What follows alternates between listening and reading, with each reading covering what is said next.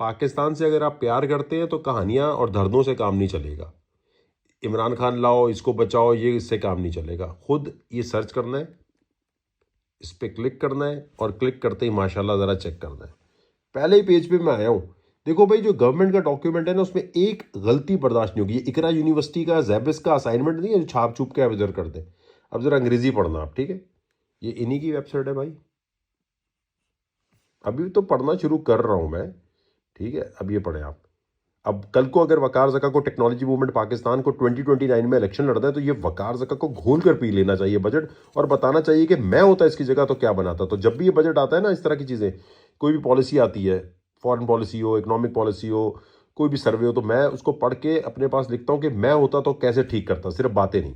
लेकिन सबसे पहली चीज़ आप ये देखो, these receipt except public account receipt become part of दादा। क्यों दो दफा दादा है?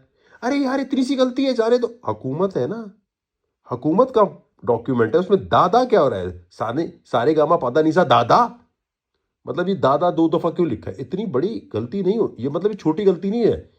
तो अभी ये इसको अंदर और अभी तिया पाचा करके अभी लाते हैं आपके सामने। जब तक आप भी जाए पढ़े और खुदा का वास्ते गलतियां निकालें अगर गलतियां नजर आती हैं, लेकिन लॉजिक और रेफरेंस के साथ। ये तो ऐसी मजाक मस्ती में बात की है, लेकिन फिर भी आपको क्या लगता है गवर्नमेंट ऑफिस में दादा लग देना चाहिए? अब अगर आप बजट की इस रिपोर्ट को पढ़ना शुरू करें, correct me if I am wrong भाई, ये यही बहुत आराम से यहाँ से मिल जाएगी आपको, और आपने डाउनलोड करके देखना है और मेरी बात को गलत साबित करना है। बात यह है कि भाई बजट में ₹8.7 ट्रिलियन का फिस्कल डेफिसिट लिख दिया, मतलब हुकूमत की आमदनी कम और खर्चा ज्यादा। लेकिन जीडीपी का नंबर ही नहीं दिया, यानी टोटल मुल्क की कमाई क्या है उसका जिक्र ही गायब है। अब तुम पूछोगे इससे फर्क क्या पड़ता है? भाई फर्क ये है कि जब डेफिसिट को जीडीपी की परसेंटेज में नहीं लिखते तो पब्लिक को असली रिस्क समझ नहीं आएगा। अच्छा देखो, इसकी एग्जांपल ऐसे लो। अगर मैं बोलूं कि मेरे ऊपर 10 लाख का कर्जा है, तो तू बोलेगा भाई बुरा हाल है। लेकिन अगर मैं बिलियन की इनकम वाला हूं तो वो 10 लाख कुछ भी नहीं लगता। वही सीन यहां है। Fiscal deficit as percentage of GDP ना लिखने का मतलब नंबर्स को स्मार्टली मेकअप करना।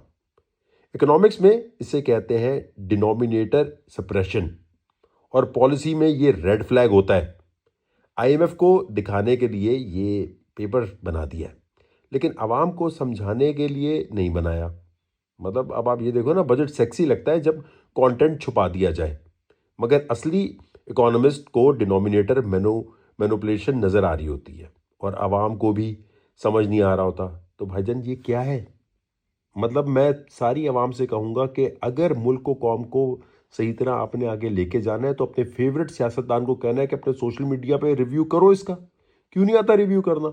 और आवाम के एक एक बंदे को जो टैक्स दे रहा है, ये इसी तरह भाईजान हम टैक्स का पैसा देते हैं, ये हमें हिसाब किताब दे रहे हैं। पूरा इनका हिसाब लोगे तो मुल्क का हिसाब सही चलेगा। भाई देखो, मैं पहले ही माजरत कर रहा हूँ अगर वो गलती हो जाए, ठीक है? क्योंकि मैं हूँ इस वक्त लेक डिस्ट्रिक्ट में, मैनचेस्टर से आगे, खूबसूरत जगह है, और इस वक्त रात के बज रहे 2, ठीक है? पूरी फैमिली के साथ ज़रा घूमने फिरने जाना है, देखना है, तो मैंने कहा रात को ज़रा ये पढ़ लेते हैं। मतलब मैं उस जगह आया हूँ लेक डिस्ट्रिक्ट जहाँ पर वो हमने मैट्रिक में नहीं पढ़ी नज़म डफडल्स, वो विलियम वर्ड्सवर्थ की, तो वो शायर साहब यहाँ के हैं। मतलब सोचो तो यहाँ से बैठ के मैट्रिक में हमारी हालत टाइट कर दी थी, ऐसी ऐसी पोइम लिखी थी। तो वहाँ आया हूँ, तो वहाँ बैठे बैठे जो सरसरी चीज़ें नज़र आ रही हैं वो बताना मेरा फ़र्ज़ बनता है, क्योंकि जो भी वज़ीर आज़म बनने की बात कर रहा हो उसको पता होना चाहिए कि भाईजान ये नंबर्स हैं क्या, ठीक है? और किसी की दिल आज़ारी या किसी भी टैक्स में बैठे हुए बंदे को मैं नीचा दिखाने या रोस्ट करने नहीं मैं आया।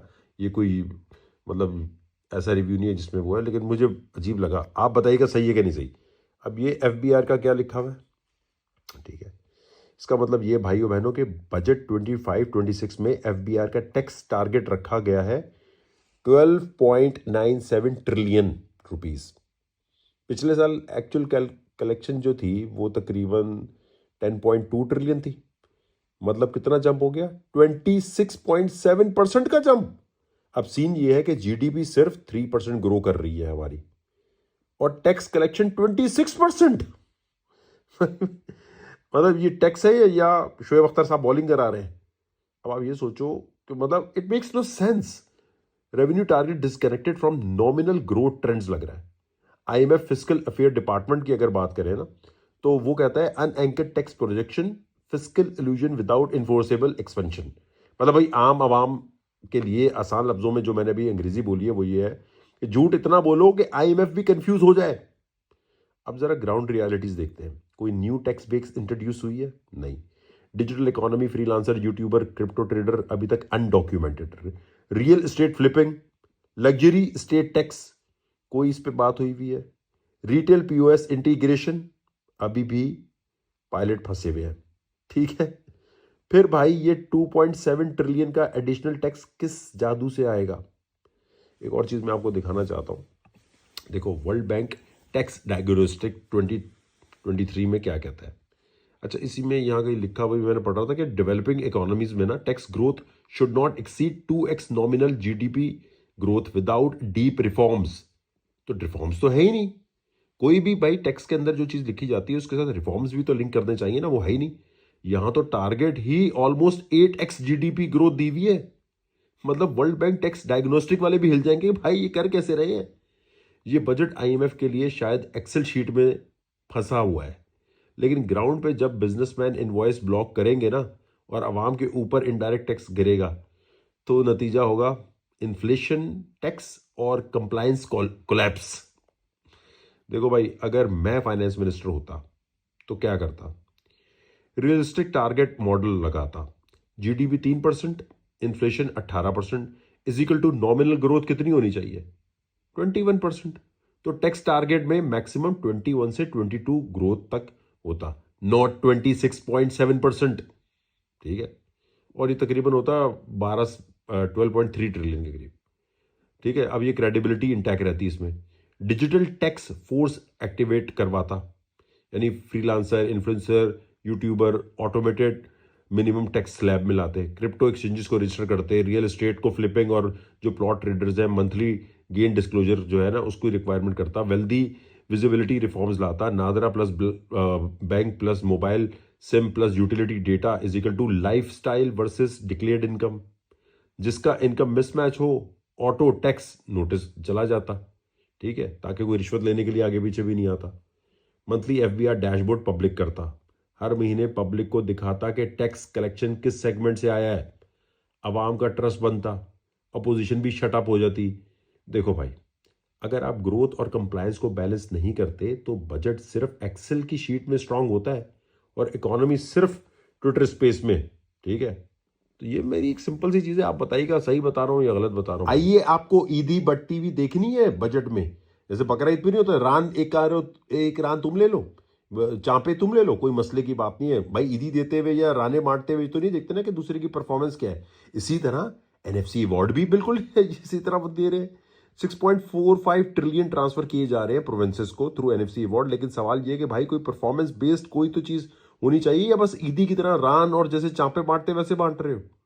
मतलब देखो ना, अगर आप इसके बारे में हार्वर्ड की अगर आप देखें तो हार्वर्ड कैनेडी स्कूल जो है ना उसमें फिस्कल फेडरलिज्म लेक्चर में इसे कहते हैं decentralised transfer without performance based accountability creates soft budget limitations. ठीक है, और अगर मैं इसको वर्ल्ड बैंक के हवाले से देखूं, वर्ल्ड बैंक के हवाले से अगर आप इसको जाके थोड़ा देखेंगे तो आपको पता चलेगा कि World Bank fiscal policy report में कहता है unconditional sub national transfers often fund visual political projects, not human development.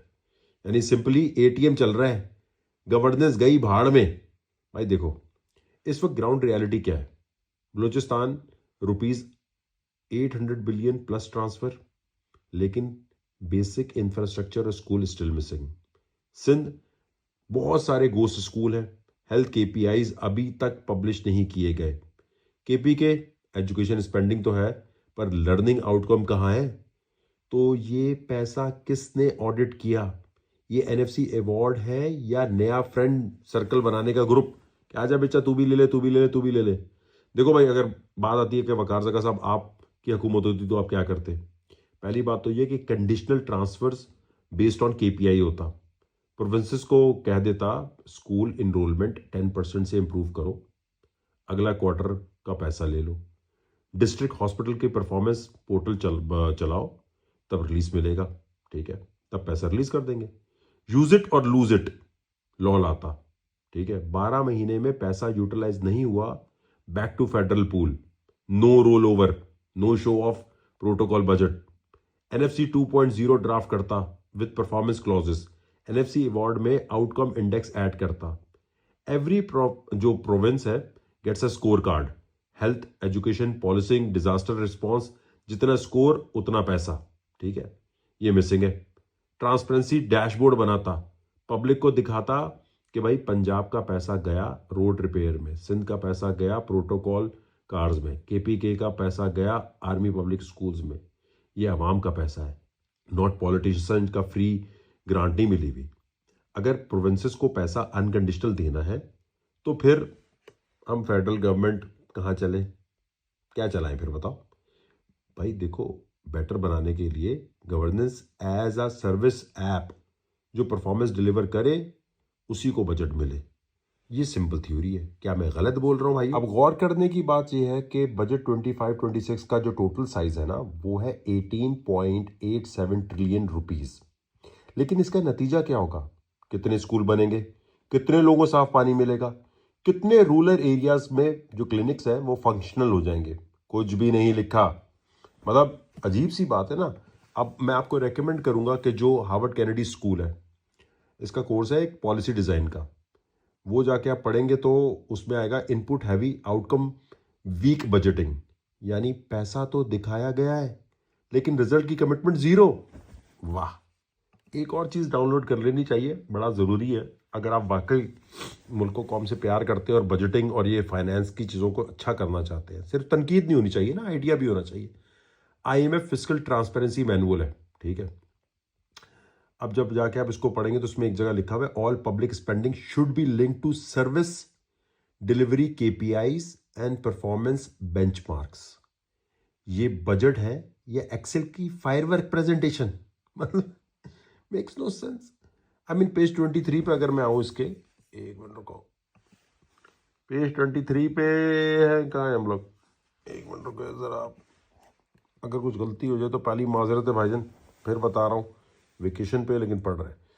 अब देखो पेज 23 पे टोटल एक्सपेंडिचर जो है 18.87 ट्रिलियन, बट कहीं भी ये नहीं लिखा हुआ कि हॉस्पिटल बाकी चीज़ों का क्या चक्कर होने वाला है। कोई चक्कर नहीं, दूर दूर तक कोई सीन नहीं है। आपको बोरिंग बातें लगेंगी। देखो, अगर मैं फाइनेंस मिनिस्टर होता तो आउटकम बेस्ड बजटिंग लॉ लगाता, हर मिनिस्ट्री को बोलता ₹100 बिलियन चाहिए, पहले बताओ इससे कितने टीचर हायर करोगे, कितना ड्रेनेज सिस्टम ठीक करोगे। बजट आउटकम पोर्टल लॉन्च करता, पब्लिक को दिखाता हेल्थ डिवीजन का पैसा गया 400 न्यू डॉक्टर और 20 नए आईसीयू यूनिट में, एजुकेशन का पैसा गया 1200-1300 स्मार्ट क्लासेस बनाने में। एनुअल बजट रियलिटी रिपोर्ट लाता, बजट अप्रूव होने के 9 महीने बाद या 8 महीने बाद ये पैसा कहाँ गया और किस जगह रिजल्ट डिलीवर हुआ, ठीक है। और क्लॉज इंसर्ट करवाता, जो मिनिस्ट्री टारगेट मीट ना करे नेक्स्ट ईयर 10% उसका बजट काटो। इंटरनल ऑडिट ट्रिगर करवाता, ठीक है। भाई पैसे का मतलब है पब्लिक सर्विस, ना कि सिर्फ पेपर फिलिंग और कैटरिंग कॉन्ट्रैक्ट। अगर रिजल्ट नहीं बता सकते तो पैसा किस खुशी में दिया जा रहा है? क्या कहते हैं आप लोग? नेक्स्ट खतरनाक चीज ये है कि बजट का आधा हिस्सा, गौर से सुनिएगा, सिर्फ कर्ज के सूद यानी इंटरेस्ट पेमेंट्स में जा रहा है। 9.7 ट्रिलियन रुपीस सिर्फ इंटरेस्ट रीपेमेंट में जा रहा है, और ऊपर से 2.1 ट्रिलियन डिफेंस को दे दिया गया, मगर कोई रोड मैप, एफिशिएंसी, ब्रेकडाउन कुछ नहीं दिया गया। अब इसको अगर आप यहाँ देखें ना, हार्वर्ड कैनेडी स्कूल की ना मैक्रो पॉलिसी की क्लास में इसे कहते हैं budget rigidity with no fiscal innovation. यानी फिक्स्ड खर्चे, कोई नया आइडिया नहीं, और आईएमएफ से लोन दोबारा। आईएमएफ का अगर मैं आपको एक चीज को रेकमेंड करूंगा, मुल्क से प्यार करते हैं तो इस लाइब्रेरी में लाइब्रेरी को जाकर जरूर देखें, और इसके अंदर बड़ा क्लियरली आईएमएफ फिस्कल अफेयर का 2024 का रिव्यू यही बताता है कि Pakistan rigid fiscal structure leaves little room for productivity enhancing investment.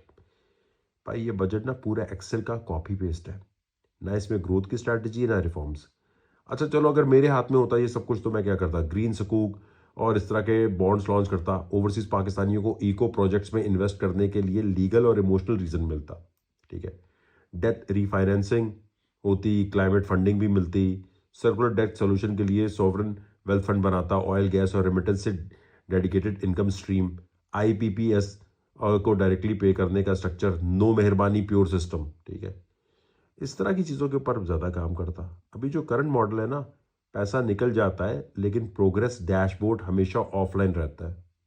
मेरा क्या मॉडल होता, जिस इंस्टीट्यूशन को पैसा लेना है उसका year and score card public के सामने होना चाहिए। इस बजट के साथ ना मैं सारे पाकिस्तानियों को रिक्वेस्ट करूंगा, अभी मैं आपको एक चीज़ दिखाना चाहता हूँ। एक चीज़ होती है विंडो ड्रेसिंग, एक होती है फिस्कल विंडो ड्रेसिंग मेरी नज़र में। अब फिस्कल विंडो ड्रेसिंग क्या होती है कि अभी मैं आपको दिखाता हूँ कि इकोनॉमिक सर्वे, अगर आप ये सर्च करेंगे ना, पाकिस्तान इकोनॉमिक सर्वे 2024-25, अब इसके अंदर जहाँ टैक्स की बात आएगी ना, मैं भी आपको दिखाता हूँ, आपने गौर करना है।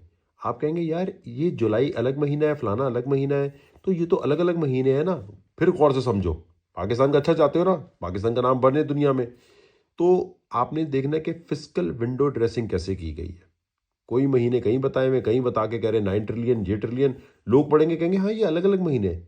भाई सही तरह देखना शुरू करोगे तो आप सर पकड़ के बैठ जाओगे, नंबर को ऐसे घुमाने की कोशिश कर रहे हैं, क्यों, वजह क्या है? अगर कोई मसला चल रहा है डायरेक्ट दिखाएं, ये गौर से समझना है आपने। अब ये देखें, ये इन्हीं की वेबसाइट है या मैंने कोई गड़बड़ की हुई है, ठीक है भाईजान, ये वेबसाइट फाइनेंस वालों की ही है, वहीं से पीडीएफ खोला हुआ है, हो सकता है बाद में ठीक करें, लेकिन आवाम ने पूछना जरूर है कि है क्या। पेज 18, इसके ऊपर एफबीआर कहता है टैक्स कलेक्शन हुई रुपीस तकरीबन 10.23 ट्रिलियन, ठीक है, लेकिन ऊपर क्या लिखा हुआ है, ऊपर लिखा हुआ है कि तकरीबन 9.13 ट्रिलियन जो है ना वो कलेक्शन हुई।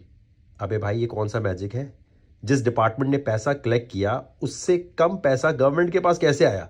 लगता है 1.1 ट्रिलियन या तो हवा में उड़ गया। ये कमाल का मैजिक दिखाया गया है। टोटल टैक्स कलेक्शन 9 महीनों का और एफबीआर कलेक्शन 11 मंथ का। हार्वर्ड का जो बजट एथिक्स कोर्स है ना, उसमें से कहते हैं फिस्कल विंडो ड्रेसिंग, यानी टाइम फ्रेम बदल के सब कुछ आगे पीछे कर दो ताकि किसी को कुछ पता ही ना चले, कोई कैलकुलेशन ही ना कर पाए, और हर कोई बोले यार मंथ और था तो ये नंबर ठीक तो है, वकार ज़का क्यों उल्टी बात कर रहे हो तुम यार, क्यों पैनिक क्रिएट कर रहे हो? भाई अगर मैं फाइनेंस मिनिस्टर होता तो ये दोनों डेटा जुलाई मई का देता या दोनों जुलाई मार्च का देता, ताकि पब्लिक को असली परफॉर्मेंस नज़र आती। ये क्या बात होती है? ये फिस्कल विंडो ड्रेसिंग है, 2 मिसमैच पीरियड्स हैं, इसलिए मिसलीडिंग है। और मिसलीडिंग डेटा दिखाने का मतलब है कि दाल में कुछ काला है। अब लोग कहेंगे नहीं यार ये तो सेम है, आप बताएं गलत बात कर रहा हूं सही बात कर रहा हूं, जरा गौर कीजिएगा। या तो रिफंड एडजस्टमेंट इंक्लूड नहीं की, या फिर किसी की कोई फेवर वेवर का नंबर आगे पीछे किया हुआ है, और सबसे सीरियस बात, ये डॉक्यूमेंट पॉलिसी मेकर्स के लिए जो है ना रेफरेंस बनता है। अगर डेटा इंटरनली कॉन्फ्लिक्ट करेगा तो क्रेडिबिलिटी और ट्रांसपेरेंसी पे सवाल तो उठेगा। क्या कहते हैं? या तो हो सकता है मैं गलत मिस्टेक पकड़ रहा हूं। अब ये देखो सामने, अब भाई ये 0.3 का मतलब ये नहीं है कि इस महीने 0.3% इन्फ्लेशन कम हो गई, ऐसे नहीं लिखते। पहले ये समझ लो कि हेडलाइन इन्फ्लेशन सीपीआई का मतलब होता है साल के सेम मंथ के मुताबिक के प्राइस में कितना चेंज हुआ। तो जब कोई लिखता है ना inflation is 2.3% in April 2025 down from 17.3% इन अप्रैल 2024, इसका मतलब है कि अप्रैल 2024 से 2025 तक प्राइजेस सिर्फ 0.3% बढ़ी हैं। मतलब रोटी, पेट्रोल, दूध, सब कुछ एक साल में 0.3% महंगा हुआ है। आप खुद ग्रोसरी लेने जाते हो ना, क्या कहते हो? हार्वर्ड के इन्फ्लेशन मॉडल इसे कहता है कि year over year CPI disconnects when ground reality is ignored. तो अगर कोई ये भाई कह रहा है तो उससे पूछो कि इस तरह के फजूल नंबर लिखने का लॉजिक क्या है। मतलब बंदा पूछे नंबर गेम के ऊपर ही सारा डॉक्यूमेंट बनना है, वही गलत बना हुआ है। आइए आगे देखते हैं। माशाल्लाह से आइए देखते हैं कि नेक्स्ट इस सर्वे में क्या चीज़ है। वही पेज है, वही सब कुछ है। आइए अगर 1 मिनट के लिए मैं खामोश हो जाऊंगा और आपसे कहूँ कि आपने देखना है तो आप देखकर क्या बताएंगे इसमें क्या गलती नज़र आ रही है। पेज 26 बनता है। देखो ट्रेड डेफिसिट कितना लिखा है, 21.3 बिलियन डॉलर, ठीक है। सर्विस डेफिसिट कितना है, 2.5 बिलियन। और इनकम डेफिसिट कितना है, 7.1 बिलियन। मतलब टोटल नेगेटिव आउटफ्लो बन गया 30.9 बिलियन डॉलर का। फिर लिखा गया है कि करंट अकाउंट में 1.9 बिलियन का सरप्लस है। ये कैसे? जादू। रेमिटेंस सिर्फ जो है 31.2 बिलियन है और कोई इनफ्लो एक्सप्लेन नहीं किया गया। तो क्या कहेंगे इसको, मतलब जल्दी में बन गया या जगह नहीं थी पेज पे या क्या सीन होगा? तो क्या करंट अकाउंट का मिरेकल सिर्फ वन लाइन में होगा? बैलेंस ऑफ पेमेंट के इतने सीरियस कंपोनेंट बिना फुट नोट के एक्सप्लेन नहीं किए गए। ये डॉक्यूमेंट फाइनेंशियल प्रोफेशनल के लिए है या कोई बेड टाइम स्टोरी? इसे करेक्ट करना ज़रूरी है क्या नहीं? मतलब ये मैं आप लोग बता सकते हैं कि नहीं यार, ये फाइनेंस के अंदर नंबर शंबर आगे पीछे हो जाए तो क्या फ़र्क पड़ता है? ये कैसे हो गया? मतलब इससे कोई ऐसा चक्कर तो नहीं, मतलब they claim a current account surplus of 1.9 billion but they don't explain where the extra 1.6 billion inflow came from. I mean, आपको ये बात ठीक लग रही है? आप बता सकते हैं कमेंट सेक्शन में, और आवाम को इसको प्रॉपर पढ़ के देखना चाहिए, समझना चाहिए कि भाई ये नंबर गेम क्या हो रहा है। मोहतरम दोस्तों, फिर तालीम की बात की जाए तो ज़रा देखिएगा कि इसमें क्या चीज़ ऐसी लिखी है, और इसके लिए अपने आप को एजुकेट करना ज़रूरी है। अगर मुल्क में आप तब्दीली लाना चाहते हैं तो अपने अंदर तब्दीली लाएं, ऐसी रिपोर्ट्स को पढ़ा करें। ये मत सोचा करें कि जाने दें, छोड़ो, इससे कुछ नहीं होना। भाई आप एजुकेटेड हो गए तो मुल्क के लिए कुछ कर सकोगे। क्या समझ आ रहा है, क्या लिखा हुआ है इसमें? अब देखो, ये है 61 अराउंड 61.1 बिलियन का जो लिखा हुआ है ना, इसको ज़रा पढ़ें। अब ये कह रहे हैं कि ₹12 बिलियन लैपटॉप के लिए है, 61 बिलियन HSC के लिए, और US डॉलर 400 मिलियन का वर्ल्ड बैंक का प्रोजेक्ट भी लिखा हुआ है। लेकिन कहीं भी ये नहीं लिखा कि टोटल एजुकेशन स्पेंडिंग GDP का कितना % है। वो लाइन छुपी हुई है पेज 53 के पास, जहाँ ये कह रहे हैं कि 1.7% ऑफ GDP, जो खुद उनके GDP और बजट नंबर से मिसमैच करता है। ये इनकम्प्लीट रिपोर्टिंग नहीं तो और क्या है? माशाल्लाह जो फाइनेंस मिनिस्टर साहब की इकोनॉमिक रिपोर्ट आई है, उसके अंदर जो माशाल्लाह चीज़ें हैं वो मैं आपके साथ शेयर करता हूँ। नंबर्स गेम का क्या गेम हो रहा है, लेकिन आप ये ज़रा इसकी ग्राफिक्स चेक करें। मतलब उसके 8वें पेज को अगर आप खोलेंगे इनकी वेबसाइट finance.gov पे जाके, तो ये टाइटल पे ही आ रहा है। भाईजान इसका क्या मतलब है? वाजिबा डॉलर का जो एक है दिया जा रहा है और उसके बदले 1000 जा रहे हैं।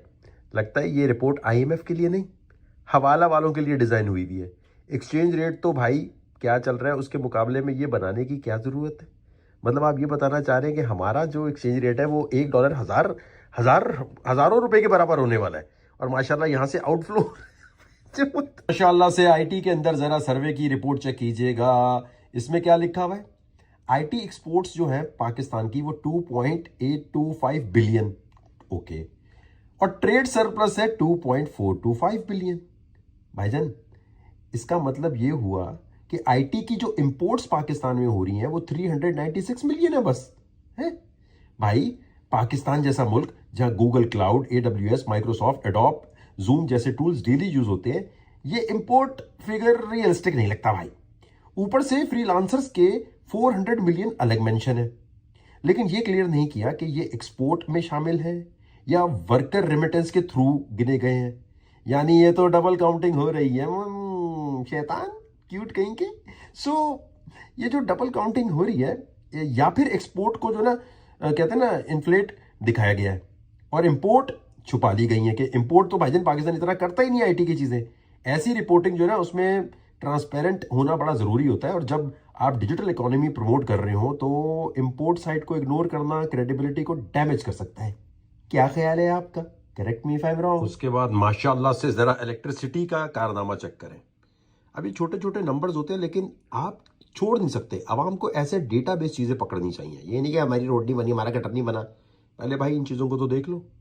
अब पेज 38 के ऊपर जहाँ बात हुई हुई इलेक्ट्रिसिटी की, अब ज़रा गौर, अब आएगा सीन, ज़रा गौर कीजिएगा। भाईजान इलेक्ट्रिसिटी कंजम्पशन कितनी है? 80,111, ठीक है। उसके बाद डिस्ट्रीब्यूशन भी दी हुई है। Residential 49.6%, industrial 26.3%, commercial 8.6%, agriculture 5.7%।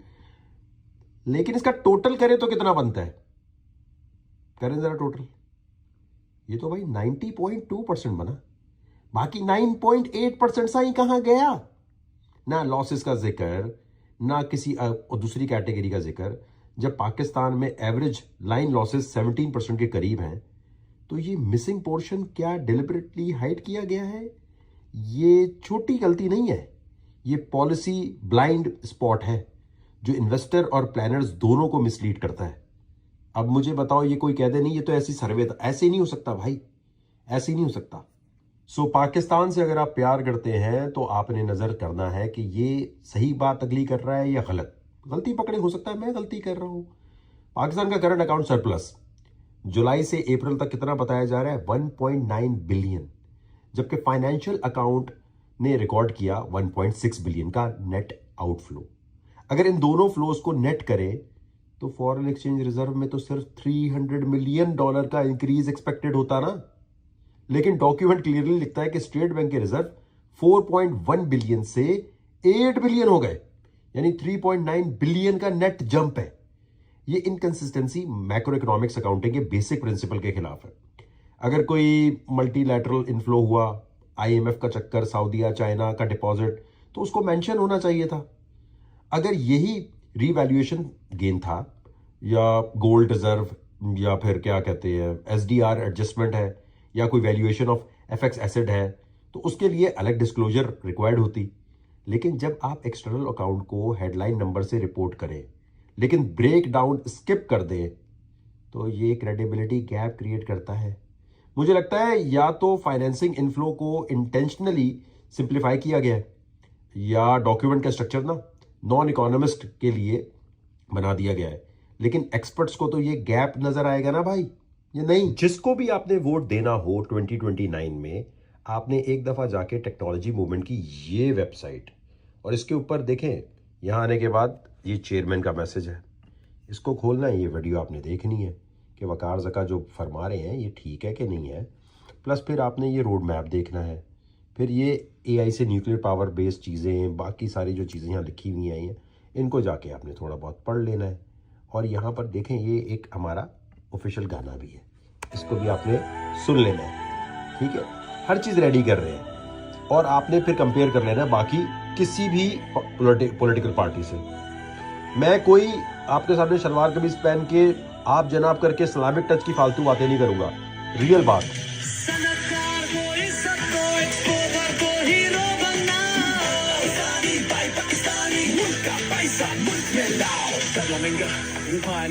हर चीज इंपोर्ट पाकिस्तान पीछे, फॉरेन माल का क्रेज सताओ, लोकल ब्रांड को आगे लाओ।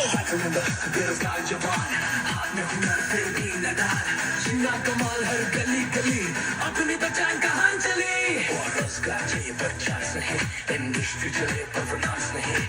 एफबीआई नए तरीके, बिजनेस बढ़ाने इरादे, नो मोर इंपोर्ट्स अब एक्शन लो, बनाना है कुछ तो पैशन लो। मुल्क का पैसा मुल्क में रहे, ऐसी सामान हर घर सजे। सनतकार को इज्जत दो, एक्सपोर्टर को हीरो बनाओ, पाकिस्तानी बाय पाकिस्तानी, मुल्क का पैसा मुल्क में लाओ। सनतकार को इज्जत दो, एक्सपोर्टर को हीरो बनाओ, पाकिस्तानी बाय पाकिस्तानी, मुल्क का पैसा मुल्क में लाओ।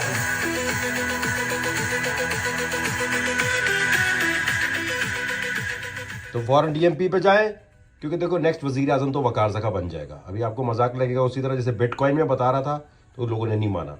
नेक्स्ट वजीर आजम 2029 में है ही वकार ज़का, ये लिख दिया गया है।